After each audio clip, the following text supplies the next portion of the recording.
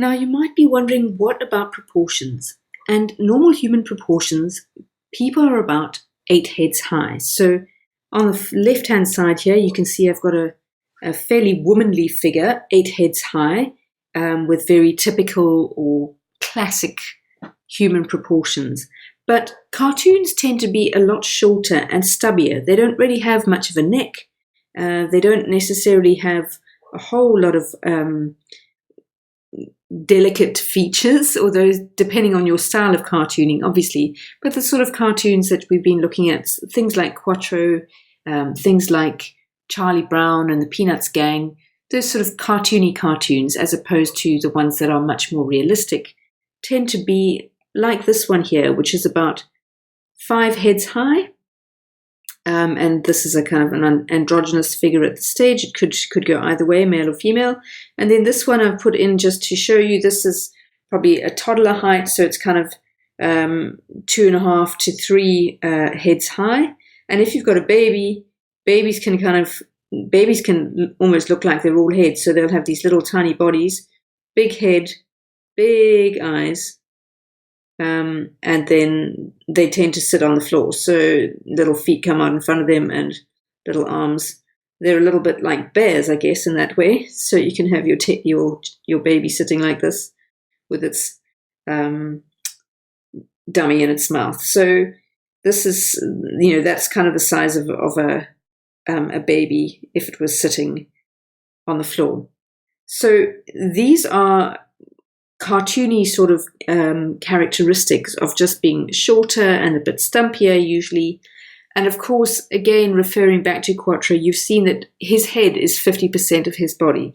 So you would think that he was almost, he's almost baby proportions. But of course, then he's split between, let's say we've got his height like that. If that's 50% and this is all head, then he's had sometimes a tiny little torso like this, and then his legs doing whatever legs do.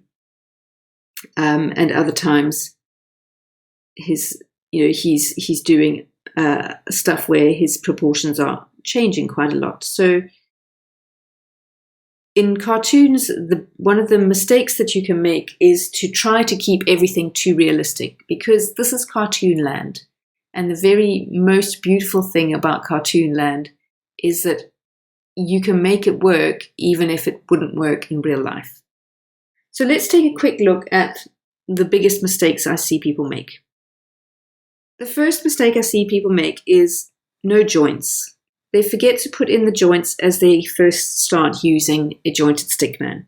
It's definitely a good idea to put in the joints as you put in the arms, so that you've got a shoulder, an elbow, a wrist, and then putting in the joints as you put in the legs, so that you've got a hip, a knee, and an ankle joint. Because those are the things that enable your stickman to move, and if he doesn't have those joints, he's not going to move. The second thing I see people do wrong is to be too scared to play, trying to get it right, not letting their stickmen just let loose. So spend good time playing, and don't worry if those elbows bend the wrong way, or the knees bend the wrong way, or the feet don't look quite right. Because actually, you will end up with much more dynamic cartoons if you don't worry about that. You will get into a groove and you will start turning out amazing, vibrant, lively scenes. The third thing is to stick to only real proportions. So don't get bogged down in having only human-like cartoon proportions. Keep Quattro in the back of your mind. Think about how he's just not normal human proportions. Even Charlie Brown, much more human looking than Quattro, less exaggerated, but still not normal human proportions. So don't be afraid to sink the head right down onto the shoulders so there's no neck. Don't be afraid to mix up the proportions so that you've got one large section, maybe the head, and then a smaller section, legs and body, small, medium and large, mixing up the kind of torso, head and legs sections, but not being stuck with making them look real. And that's it. Time to go and get sticky.